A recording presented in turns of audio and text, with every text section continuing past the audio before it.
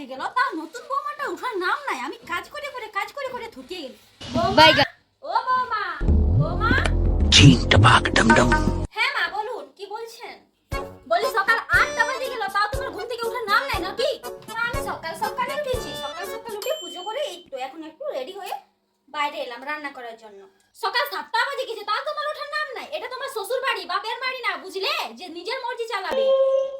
সকাল 6টায় ঘুম থেকে উঠবে, মাছ দিবে, বাসন মাজবে, উনুন ধরাবে, বুঝলে?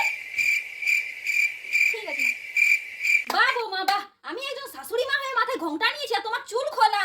ঘোমটা কোথায় তোমার? এইসব বাবু আমার বাড়িতে চলবে না, ওইসব তুমি তোমার বাপের বাড়িতে গিয়ে করো, বুঝলে? এটা তোমার শ্বশুর বাড়ি।